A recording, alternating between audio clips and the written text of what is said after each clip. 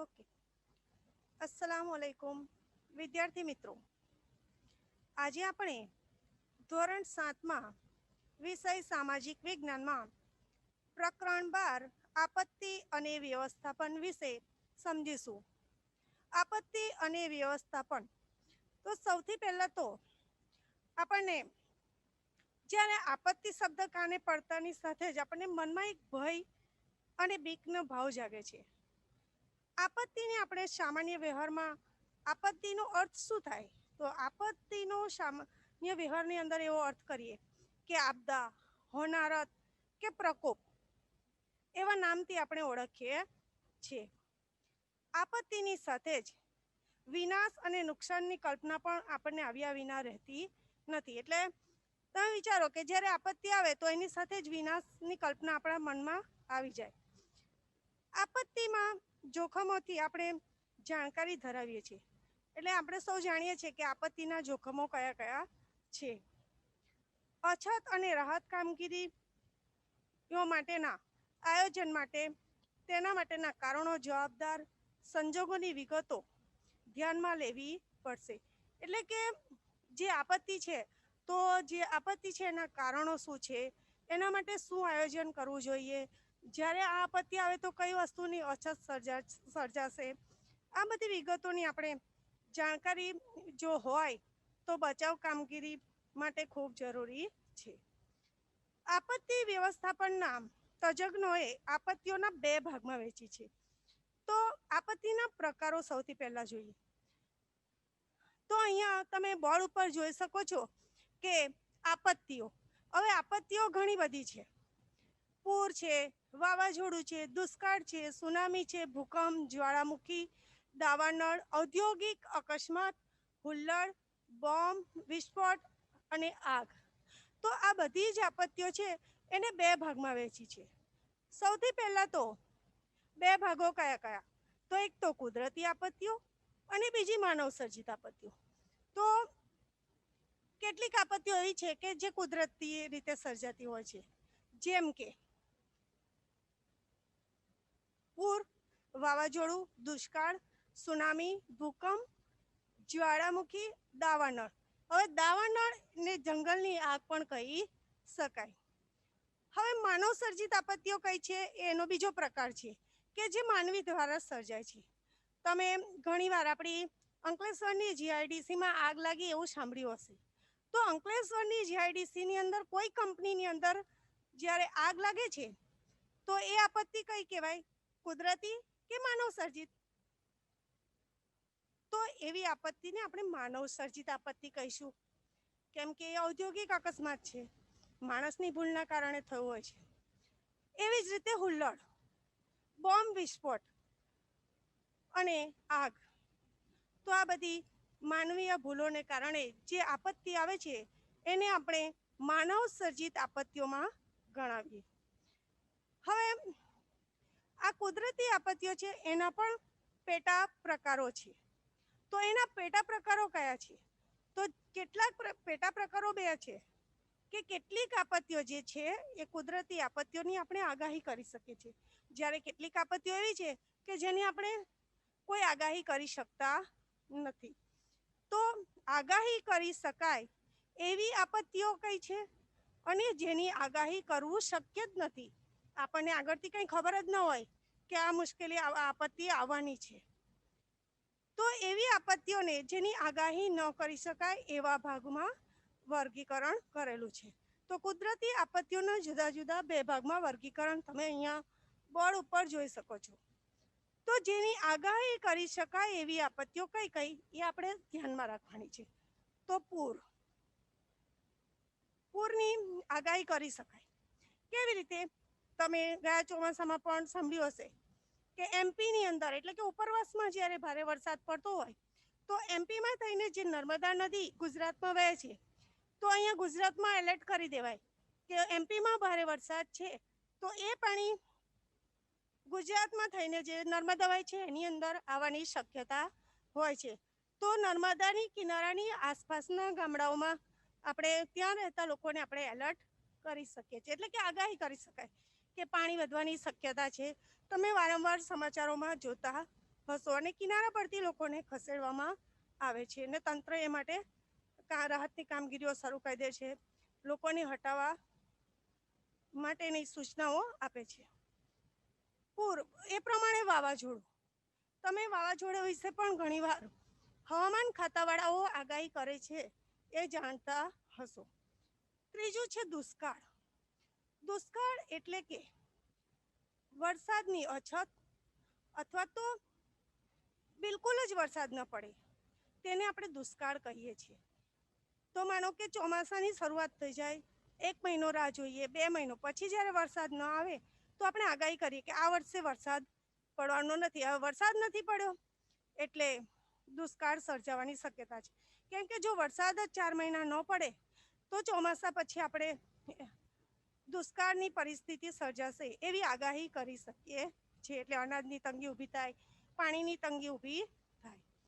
એ જ પ્રમાણે સુનામી, તો દરિયામાં જ્યારે જ્વાળામુખી કે ભૂકંપ થાય ત્યારે દરિયાની અંદર ઊંચા ઊંચા મોજા ઉછળે છે, એને આપણે સુનામી કહીએ છીએ. તો જ્યારે દરિયામાં જ્વાળામુખી ફાટવું અથવા તો ભૂકંપ થાય ત્યારે સુનામી આવશે એવી આગાહી અગાઉથી કરી શકાય છે. તો આ કેટલીક આપત્તિઓ એવી છે કે જેની આગાહી કરવી શક્ય છે. એક તો પૂર, બીજું વાવાઝોડું, ત્રીજું છે દુષ્કાળ અને સુનામી. આ બધી જ કુદરતી આપત્તિઓ જ છે, પણ એની આપણે અગાઉથી આગાહી કરી શકીએ અને રાહત કામગીરીઓ માટે અથવા બચાવ માટે પ્રયત્ન કરી શકીએ. એ જ પ્રમાણે જે કુદરતી આપત્તિઓ છે એમાંની કેટલીક આપત્તિઓ એવી છે કે જેની આપણે આગાહી કરવી શક્ય નથી. અચાનક આવે ભૂકંપ, એની કોઈને જ ખબર નથી હોતી કે ભૂકંપ આવશે. એ બીજું છે જ્વાળામુખી અને ત્રીજું છે દાવાનળ. તો આવી જે આપત્તિઓ છે એની આગાહી કરવી શક્ય નથી તેવી આપત્તિઓ છે. હવે આપણે આગળ જોઈએ. ઉપયુક્ત ઘટનાઓ ભારે વિનાશ અને હાનિ પહોંચાડનારી હોય છે. એટલે કે આમાંની જે બધી જ ઘટનાઓ છે એ ઔદ્યોગિક અકસ્માત હોય કે ભૂકંપ હોય કે પૂર હોય કે વાવાઝોડું હોય, તો આ બધી જ ઘટનાઓ હાનિ પહોંચાડે છે. પૂર, સુનામી, વાવાઝોડું, દુષ્કાળની પૂર્વ આગાહી કરવી શક્ય છે. બચાવ કરવા માટે આપણને સમય મળે છે અને જાનહાનિ નિવારી શકાય છે. જ્યારે ભૂકંપ, જ્વાળામુખી, દાવાનળની આગાહી શક્ય નથી, એને વિનાશ થવાની સંભાવના છે. અહીં આપણે કુદરતી આપત્તિઓ પૈકી ભૂકંપ, વાવાઝોડું, એટલે કે આ જે કુદરતી આપત્તિઓ છે એમાંથી ભૂકંપ છે, વાવાઝોડું છે, સુનામી, પૂર અને દુષ્કાળ અંગે વિસ્તારથી હવે આપણે સમજીશું. તો આ તમારી સામે જે કુદરતી આપત્તિઓ લખી છે એમાંથી આપણે સૌથી પહેલા તો ભૂકંપ વિશે સમજીશું. હવે ભૂકંપ વિશે આપણે વિસ્તારથી જોઈએ તો સૌથી પહેલા એ સમજવું પડે કે ભૂકંપ એટલે શું. તો પૃથ્વી, સામાન્ય રીતે પૃથ્વી સપાટીને જે કંપવાની જે કંપન થાય છે એને આપણે ભૂકંપ તરીકે ઓળખીએ છીએ. આ ઘટના માટે પૃથ્વીના પેટાળમાં થતી ભૂગર્ભિક ક્રિયાઓ જવાબદાર છે. એટલે કે પૃથ્વીના પેટાળમાં જે કંઈ ભૂગર્ભિક ક્રિયાઓ છે એના લીધે ભૂકંપ થાય છે. જે ક્ષેત્રો નબળા હોય, એટલે કે જ્યાં નબળું ભૂપૃષ્ઠ ધરાવે છે, આપણે જે જમીન વિસ્તાર છે એમાં જે નબળું ભૂપૃષ્ઠ ધરાવનારો જે વિસ્તાર છે ત્યાં ભૂકંપની સંભાવના વધુ હોય છે. દાખલા તરીકે આપણે કચ્છ, ત્યાં વારંવાર ભૂકંપ થતો હોય છે. એટલે કે ત્યાંનું ભૂપૃષ્ઠ જ એવું છે કે ત્યાં ભૂકંપની શક્યતાઓ રહેલી છે. આવા વિસ્તારો અલગ તારવી શકાય, પણ ભૂકંપની ચોક્કસ આગાહી શક્ય નથી. હવે તમે નકશાની અંદર જોઈ શકો કે એને અલગ અલગ ઝોનમાં વેચે કે સૌથી વધુ સંભવિત વિસ્તાર એટલે ભૂકંપની સંભાવના ધરાવતા હોય તેવા વિસ્તાર, એનાથી ઓછી સંભાવના, એનાથી ઓછી સંભાવના, એમ 4 વિભાગોની અંદર એને વેચવામાં આવે છે. આગળ આપણે નકશા દ્વારા જોઈશું. હવે આવા વિસ્તારોને આપણે અલગ તો તારવી શકીએ પણ એની ચોક્કસ આગાહી કરી શકતા નથી. તેથી જ્યારે આ આપત્તિ આવે ત્યારે જાનહાનિ અને ભારે ખુવારી વેઠવી પડે છે. તો સૌથી પહેલાં હું એમ કહું કે જો ભૂકંપ આવે તો આપણે શું સાવચેતી રાખવી જોઈએ. દાખલા તરીકે વિદ્યાર્થીઓ વર્ગખંડની અંદર બેઠા હોય પાટલીની ઉપર, તો પાટલીની નીચે બેસી જવું જોઈએ. આપણે ઘરની અંદર હોય તો ખુલ્લા મેદાનમાં બહાર નીકળી જવું જોઈએ. વીજળીના થાંભલા હોય તો એની પાસે ઊભા ન રહેવું કે કોઈ ઝાડ પાસે ઊભા ન રહેવું. વીજળીના થાંભલા કે તારથી આપણે દૂર રહેવું જોઈએ. સાચા સમાચારો રેડિયો કે ટીવી દ્વારા આપણે જાણવા જોઈએ. સાચા સમાચારો જાણવા એટલે એનો મતલબ એમ છે કે ઘણીવાર આપણે લોકોની અફવાઓથી પણ ડરી જઈએ છીએ, ભયભીત રહીએ છીએ. તો એવી અફવાઓથી આપણે ભયભીત થવું જોઈએ નહીં, પણ સાચા સમાચારો જાણવા જોઈએ. હવે શું ન કરવું જોઈએ? પહેલાં મેં એવું કહ્યું કે ભૂકંપ થાય ત્યારે આપણે શું કરવું? તો પાટલીની નીચે બેસી જવું, બરાબર. કે ઘરમાં હોય તો આપણે મેદાન ઉપર ખુલ્લા મેદાનમાં નીકળી જવું, ઝાડની પાસે ન હોવું, વીજળીના થાંભલાથી દૂર રહેવું. હવે શું ન કરવું? તો રઘવાયા થઈને બૂમાબૂમ ન કરવી. ઘણીવાર આપણે દોડાદોડી કરીએ રઘવાયા થઈને, તો એમાં તો આપણે આમ ના પડીએ પણ બીજી રીતે આપણને નુકસાન થાય દોડાદોડી કરતા. એટલે રઘવાયા થઈને બૂમાબૂમ કરવી જોઈએ નહીં. ઊંચા મકાનમાંથી નીચે ઉતરવા માટે લિફ્ટ ન વાપરો. એટલે કે ઘણા લોકો બહુમાળી મકાનમાં રહેતા હોય તો ઉપરથી નીચે ઉતરવા માટે જ્યારે ભૂકંપ થતો હોય ત્યારે લિફ્ટનો ઉપયોગ કરવો નહીં, પણ દાદરથી ઉતરવું જોઈએ. ખાતરી કર્યા વિના, એટલે કે આપણે ચોક્કસ ખાતરી કરવાની કે ગેસ લીકેજ તો નથી ને, પછી જ લાઇટર પાડવાનું. વીજળીથી ચાલતા ઉપકરણો પણ ચાલુ ન કરવા જોઈએ. લાઇટ, પંખા, ફ્રીજ જે કંઈ હોય એ, એટલે વીજળીથી ચાલતા ઉપકરણોને ચાલુ કરવા જોઈએ નહીં આવા સમયે. ભૂકંપની તીવ્રતા રિક્ટર સ્કેલ નામના એકમમાં મપાય છે. એ ભૂકંપની તીવ્રતા વપરાય કે 6.8નો ભૂકંપ રિક્ટર સ્કેલનો ભૂકંપ છે એવું તમે ન્યૂઝપેપરમાં વાંચતા હશો. જેમ તીવ્રતા વધુ તેમ વિનાશ વધારે. માનો કે 1.2, 2.3 કે 4 સુધીનો ભૂકંપ હોય તો બહુ નુકસાન થાય, પણ 6 કે 7ની તીવ્રતાનો હોય ત્યારે એ નુકસાન પહોંચે. એટલે કે જેટલી એની તીવ્રતા વધુ એટલું નુકસાન વધારે. ગુજરાતમાં ભૂકંપ, હવે હું તમને તમારા પાઠ્યપુસ્તકની અંદર તમે જોજો કે જે નકશો આપેલો છે એની અંદર ગુજરાતના નકશાની અંદર સંભવિત ભૂકંપ વિસ્તાર એને 4 ઝોનમાં વહેંચેલો છે. હવે અહીંયા જે ઝોન 5મો છે એની અંદર સૌથી વધુ ભૂકંપની શક્યતાઓ છે, એના પછી ઓછી, એનાથી ઓછી અને એના સૌથી ઓછી શક્યતા અહીંયા છે. આ નકશાના આધારે તમે જાણી શકો છો કે ભૂકંપના સંભવિત વિસ્તારો કયા કયા છે.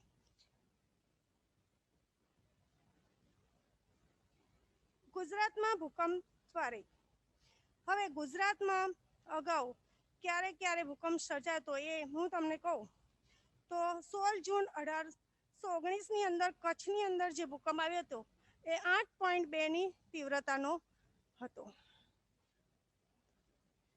1819માં. ક્યાં હતો? કચ્છમાં. ત્યાર પછી 12 જુલાઈ 1915ની અંદર અંજારમાં હતો, એ 6.1ની તીવ્રતાનો હતો.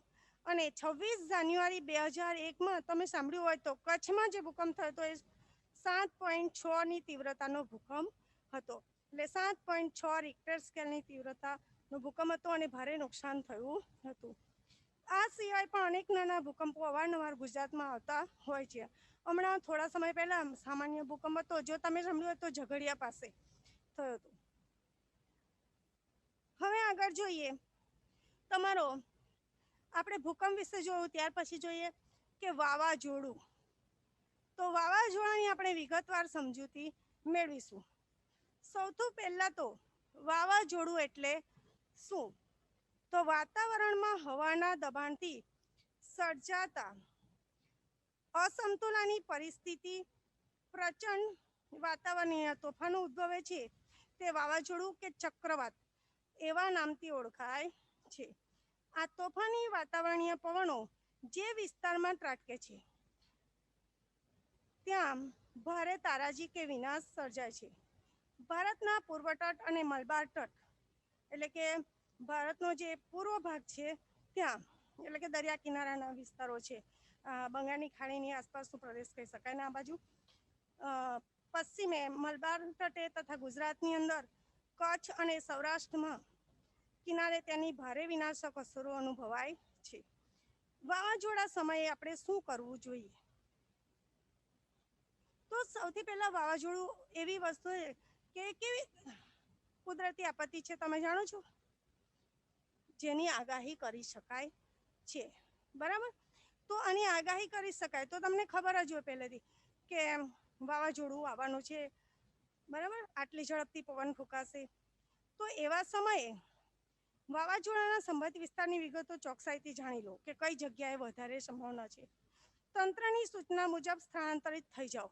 તંત્ર એલર્ટ કરી દે કે તમે અહીંયાથી ખસી જાઓ કે અહીંયા જતા રહો. બરાબર? તો એ મુજબ આપણે સ્થળાંતર કરવું જોઈએ. દરિયાની નજીક નીચાણવાળા ક્ષેત્રોમાં હોય તો ત્યાંથી દૂર ઊંચાણવાળા વિસ્તારમાં જતા રહેવું જોઈએ. ખાવાની વસ્તુઓ, એટલે કે આપણે જ્યારે જઈએ તો આપણી સાથે શું શું રાખવું? તો ખાવાની વસ્તુઓ, ટોર્ચ, પીવાનું પાણી, કપડાં, રેડિયો, જરૂરી દવાઓ વગેરે તૈયાર કરી લો જ્યારે સ્થળાંતર કરવાનું હોય તો. આ તકેદારી રાખવી. વીજળી અને ગેસના જોડાણો બંધ કરી દેવા. ચોક્કસ જાણકારી માટે રેડિયો સાંભળો. હવે આ વાવાઝોડાની પૂર્વ તૈયારી છે, પણ જ્યારે વાવાઝોડું ફૂંકાતું હોય તો તે સમયે શું કરવું? તો વાવાઝોડા દરમિયાન ચેતવણી મળતા બધા બારીબારણા બંધ કરી દો. જો તમે શાળામાં હો તો વર્ગખંડની બહાર ન નીકળો. જો તમે વાહનમાં હો તો વીજળીના થાંભલા કે ઝાડ કે દરિયાથી દૂર ઊભું રાખી તેની અંદર જ વાહનમાં બેસી રહેવું. વાહન ચાલુ ન રાખવું. બચાવ માટે ઊભા કરાયેલા આશ્રય સ્થાનના વ્યવસ્થાપકોની સૂચનાઓનું આપણે પાલન કરવું જોઈએ. એટલે વ્યવસ્થાપકો હોય એ બચાવ કામગીરી માટે સૂચના આપતા હોય પણ તેનો પબ્લિક જલ્દી અમલ કરતી નથી અને મુશ્કેલીમાં મુકાય છે. તો આપણે તેમની સૂચનાઓનું પાલન કરવું જોઈએ.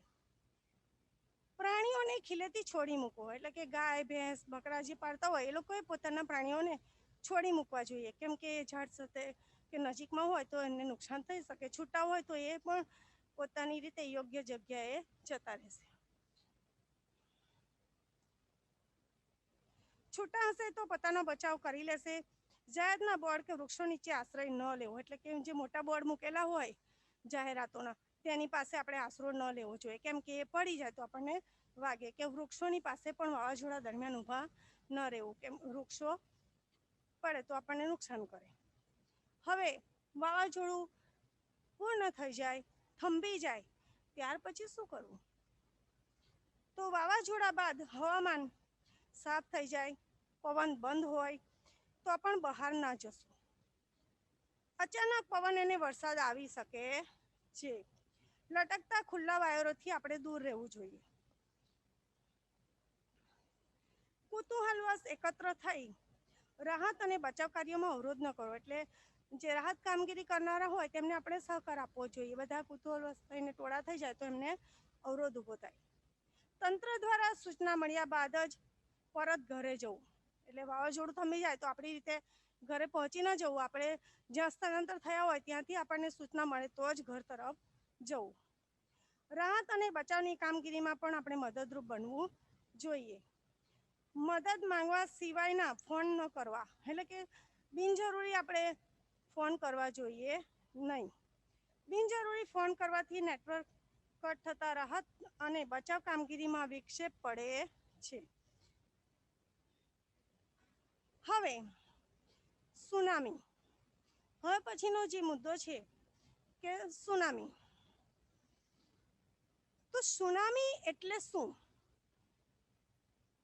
સુનામીને ભૂકંપીય સાગર મોજા તરીકે પણ ઓળખાય છે. ભૂકંપીય સાગર મોજા કોને કહેવામાં આવે છે? સુનામીને. સુનામી જાપાનીઝ ભાષાનો શબ્દ છે. હવે સુનામીનો અર્થ જોઈએ તો શું એટલે કે બંદર.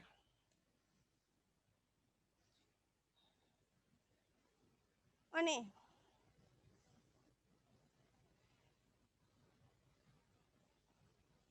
નામી એટલે મોજા,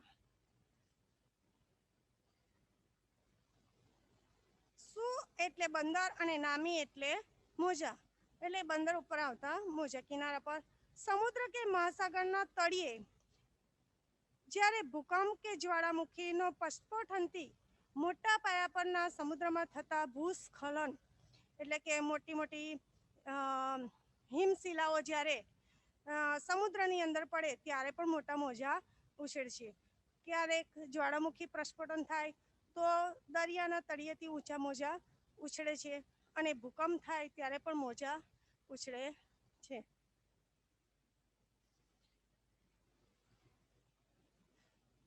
જો કે સુનામીની ઉત્પત્તિ માટે સાગર તળે થતા ભૂકંપો કારણભૂત છે. ટૂંકમાં ભૂકંપીય સાગર મોજા સુનામી તરીકે ઓળખાય છે. ભૂકંપીય સાગર મોજા એને સુનામી કહીએ છીએ.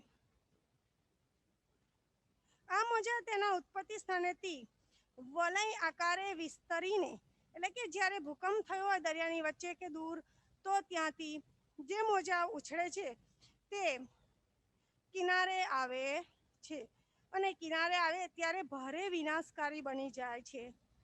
તમને એક દ્રષ્ટાંત આપું તો 26 ડિસેમ્બર 2004ના રોજ હિન્દ મહાસાગરની અંદર સુનામી આવી હતી અને આ સુનામીના કારણે શ્રીલંકા, ભારત, ઇન્ડોનેશિયા જેવા દેશોમાં નુકસાન થયું હતું.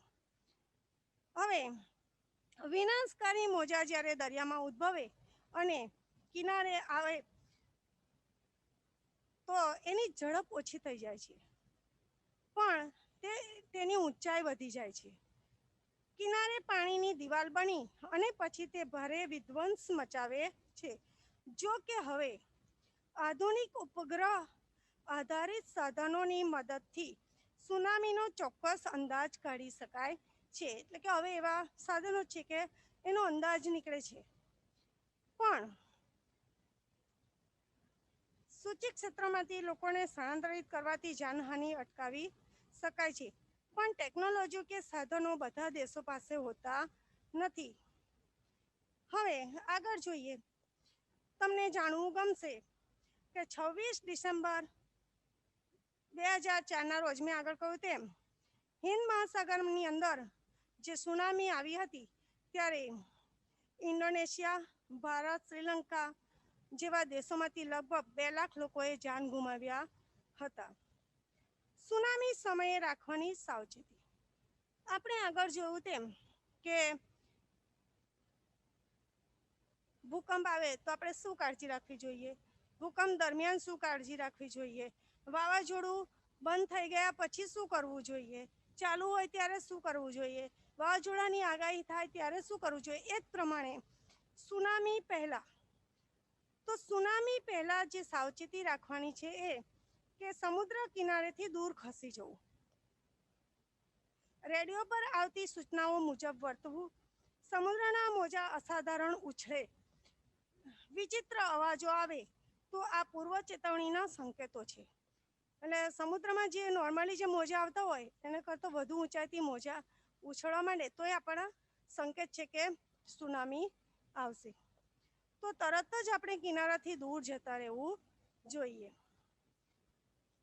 કિંમતી સામાન અને ખોરાક, પીવાનું પાણી, દવાઓ, ટોર્ચ વગેરે જરૂરી ચીજ વસ્તુઓ આપણે પોતાની સાથે રાખવી જોઈએ.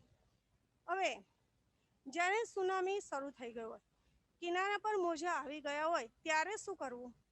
તો ઊંચાણવાળી જગ્યા ન છોડશો, સુનામી જોવાનો પ્રયત્ન ન કરવો, તંત્ર દ્વારા અપાતી સૂચનાઓનો ચુસ્તપણે અમલ કરવો, કિનારાના ઊંચા મકાનો પણ આશ્રય માટે સલામત નથી. એટલે કિનારા પર આપણે એવું વિચારીએ કે નીચા મકાનમાં હોય તો આપણને ભય વધારે, પણ ઊંચા હોય એટલે સેફ છે, પણ એવું વિચારવું નહીં.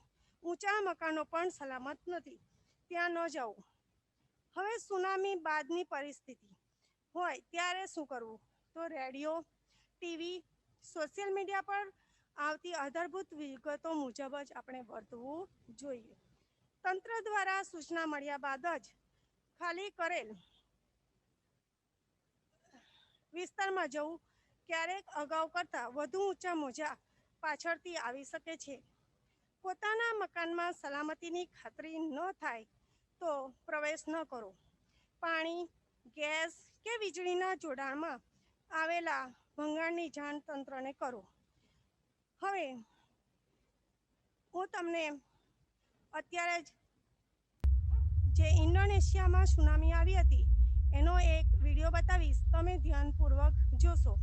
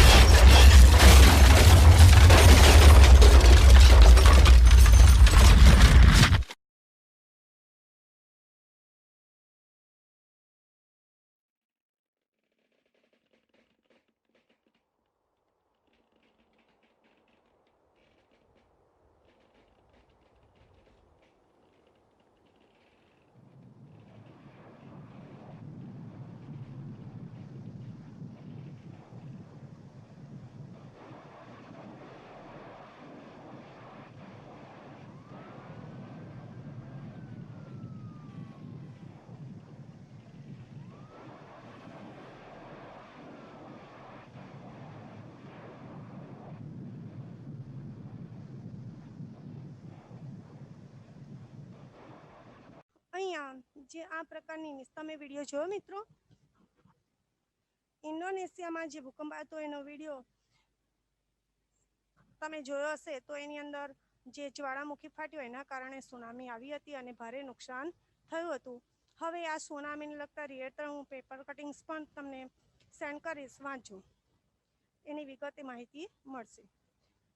અહીંયા જે નિશાની છે એ સુનામી આવવાની સંભાવના વિસ્તારોની નિશાની છે.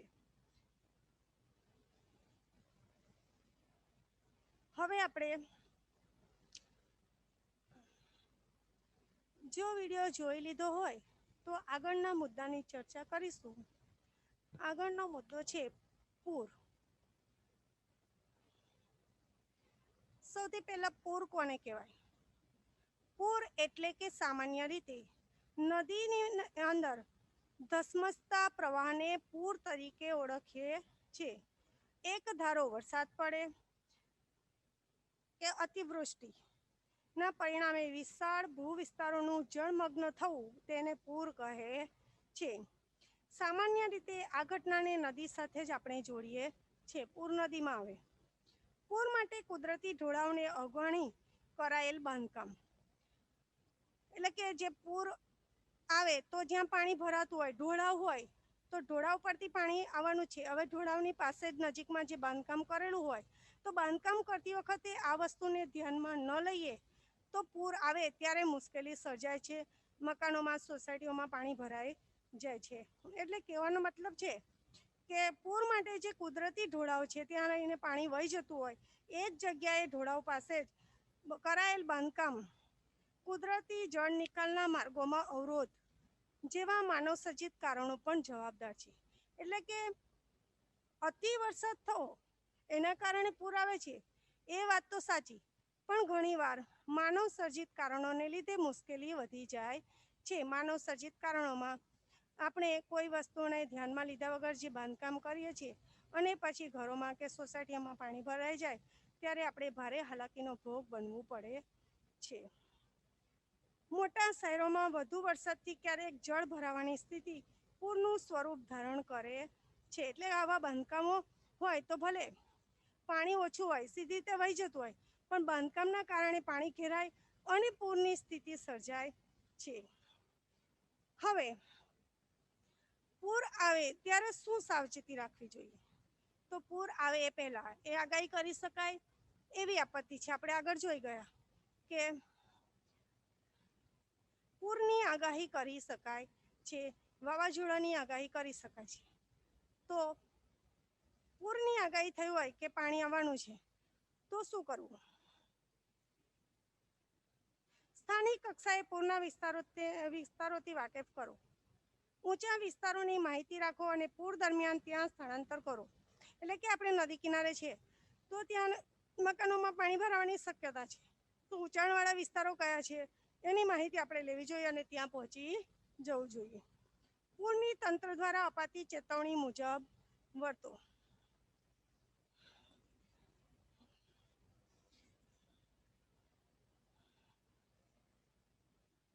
પૂર દરમિયાન ઘરના ગેસ અને વીજળીના જોડાણો બંધ કરી દો. તમારું વાહન પૂરમાં ફસાય ત્યારે તરત તેની બહાર નીકળી જવું અને 7-8 વ્યક્તિનું જૂથ બનાવીને એકબીજાના હાથ પકડીને પ્રવાહની બહાર નીકળવા માટે આપણે પ્રયત્ન કરવો જોઈએ.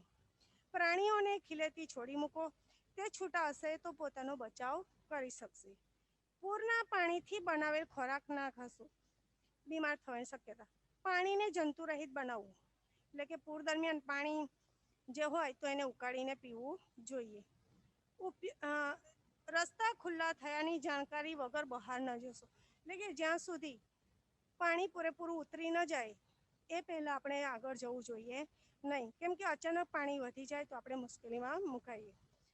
સાપ વીંછીના ઉપદ્રવ સામે સજાગ રહો. જ્યારે પૂર આવે તો આપણે પાણીમાં ચાલતું આપણને ખબર ન હોય તો આવા જીવજંતુઓથી આપણે સજાગ રહેવું જોઈએ, અથવા પાણી ઉતરી ગયા પછી પણ આવા સાપ વીંછી જેવા જંતુઓ નીકળવાની શક્યતાઓ વધુ હોય છે.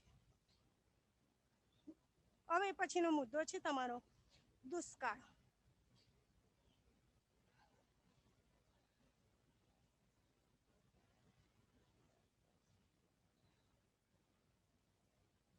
પૂર, વાવાઝોડું. હવે આપણે દુષ્કાળ વિશે જોઈશું.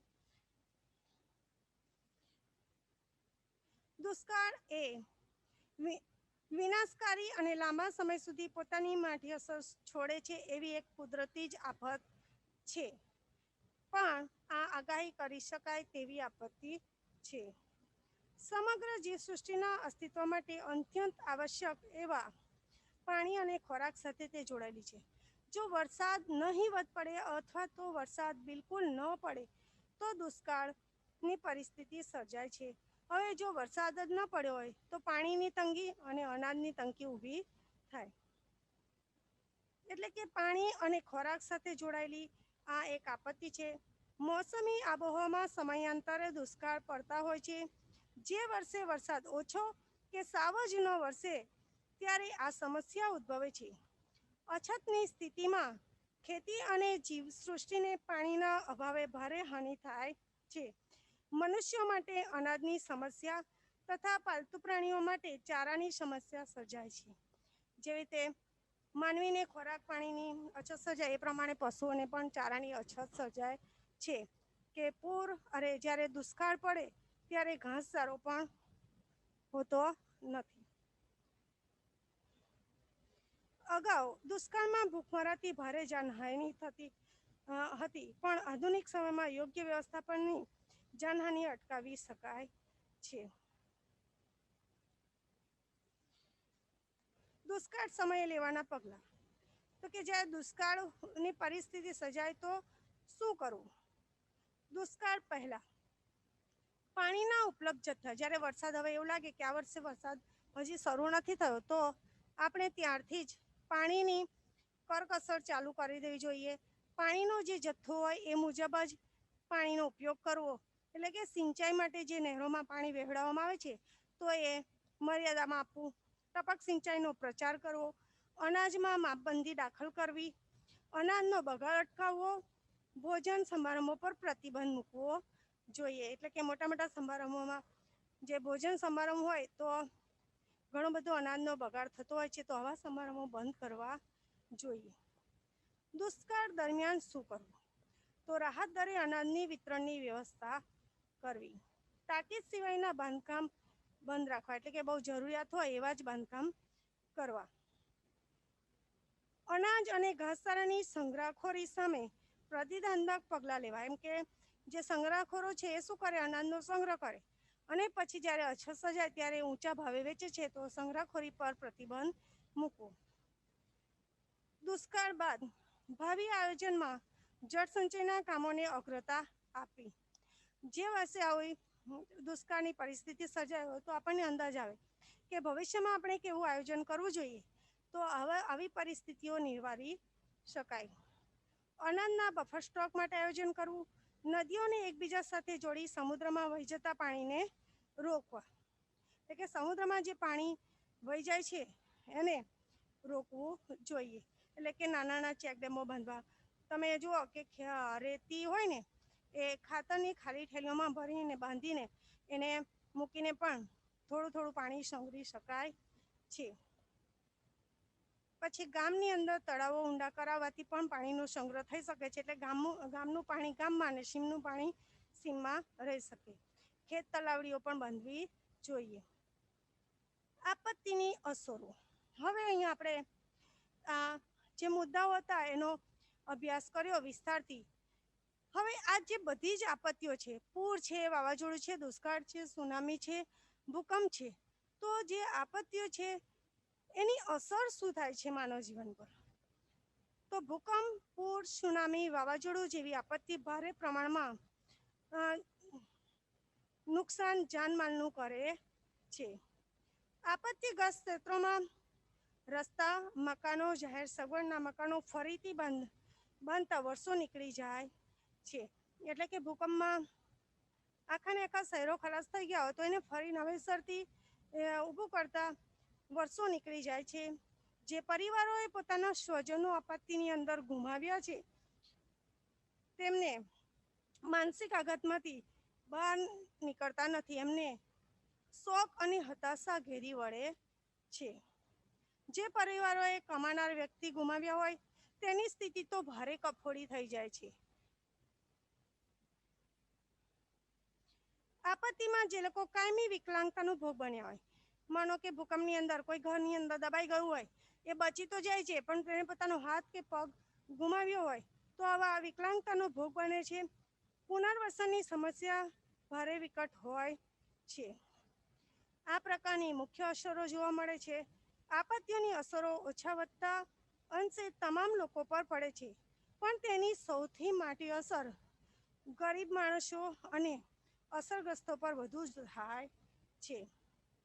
માનવ જીવન પર તેની વિઘાતક અસરો ઓછી કરવા માટે સાવચેતી, લોકજાગૃતિ અને તંત્રને સજ્જ કરવા જેવા પગલાં ભરવાથી તેની વિનાશક તીવ્રતાઓ ઓછી કરી શકાય છે.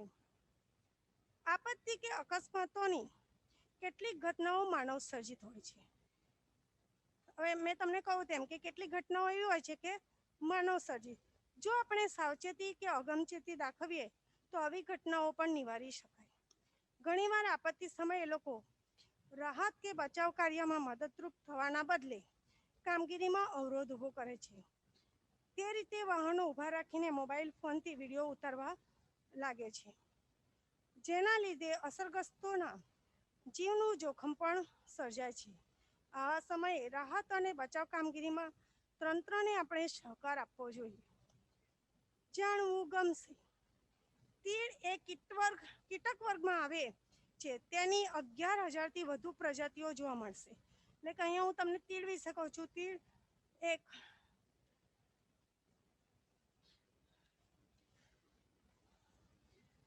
કીટક વર્ગમાં આવે છે. તેની 1100થી વધુ પ્રજાતિઓ જોવા મળે છે. વળી તે ઝુંડમાં રહેવાનું પસંદ કરે છે. એટલે કે આ તીડ છે ને એ ટોળામાં આવે ત્યારે પણ ભારે નુકસાન પહોંચાડે છે. એટલે આ પણ એક આપત્તિ સર્જે છે. 2019-20માં ગુજરાતના રણ વિસ્તાર અને રણકાંઠે આવેલી કચ્છ, બનાસકાંઠા, પાટણ જિલ્લાના કેટલાક વિસ્તારોમાં તેનો ઉપદ્રવ જોવા મળ્યો હતો. કઈ સાલમાં? 2019-20માં. તમે સાંભળ્યું પણ હશે, બહુ નજીકના સમયમાં બનેલું છે. ગુજરાતમાં જોવા મળેલા તીડ રણતીડ તરીકે ઓળખાય છે. એટલે કે ગુજરાતમાં જે તીડ મળ્યા હતા એને રણતીડ તરીકે અથવા તો ખઉદરા તીડ નામે ઓળખાય છે. કેમ ખઉદરા? તો કે આ તીડનું ટોળું જ્યાં ઉતરે ને ત્યાં આખા ને આખા ખેતરો ખલાસ થઈ જાય છે. આ પ્રજાતિમાં તીડ કરોડોની સંખ્યામાં ઝુંડ રૂપે ત્રાટકે છે. પોતાના સ્થળાંતર માર્ગમાં એ જ્યાં ઉતરે છે, એટલે કે પોતે જ્યાંથી પસાર થતા હોય જ્યાં એ ટોળું ઉતરતું હોય છે ત્યાં ખેતી પાક, લીલી વનસ્પતિ, વૃક્ષોના પાંદડા ને આહાર બનાવીને એ વિસ્તારના ખેતીના પાકોને એ સફાચટ કરી મૂકે છે. જે ક્ષેત્રોમાં તીડનો ઉપદ્રવ થયો હોય ત્યાં ખેતીના પાકોનું ઉત્પાદન ઓછું થાય છે. પરિણામે દુષ્કાળ જેવી પરિસ્થિતિ સર્જાય છે. જો આજના આધુનિક વાહન વ્યવહારની સુવિધાના સમયમાં અન્ય પ્રદેશોમાંથી અનાજ લાવીને આ તંગી દૂર કરી શકાય છે. એટલે પહેલાના સમયની અંદર જ્યારે દુષ્કાળ પડતું ને ત્યારે જે અનાજની તંગી છે એ નિવારી શકતા ન હતા. લોકો ભૂખે મરતા હતા હજારોની સંખ્યામાં. બંગાળમાં પણ જ્યારે અંગ્રેજોનું શાસન હતું ત્યારે દુકાળ પડ્યો હતો અને એમાં ઘણા લોકો ભૂખમરાથી મૃત્યુ પામ્યા હતા. પણ હવે એવી પરિસ્થિતિ છે કે આપણા દેશમાં આપણું શાસન છે, આપણી સરકાર આપણા માટે ઘણી રાહતની કામગીરીઓ કરે છે અને એની અંદર બહારથી અનાજ લાવવાની સુવિધાઓ છે. અન્ય પ્રદેશોથી અનાજ લાવી શકાય છે. વાહન વ્યવહારની સગવડો છે. એના કારણે આ તંગી દૂર થાય છે. તીડનો નાશ કરવા ખેતીવાડી વિભાગની સૂચના મુજબ ખાસ દવાઓનો છંટકાવ કરીને તેનો નાશ કરી શકાય છે. એટલે કે આ તીડનો નાશ કરવા માટે ખાસ દવાઓ શોધાય છે અને એના દ્વારા પણ એનો નાશ કરી શકાય છે. અહીંયા આપણે જે પૂર, વાવાઝોડું, દુષ્કાળ, સુનામી, ભૂકંપ એ આપત્તિઓનો વિસ્તારપૂર્વક અભ્યાસ કર્યો. હવે તમે એના આ પ્રકારના સ્વાધ્યાયના પ્રશ્નો તમારી નોટબુકમાં લખજો અને જેની પાસે સ્વાધ્યાય પોથી હોય એણે સ્વાધ્યાય પોથી પૂરવી. અહીં આપણું પ્રકરણ 12 આપત્તિ અને વ્યવસ્થાપન એ પ્રકરણ પૂર્ણ થાય છે.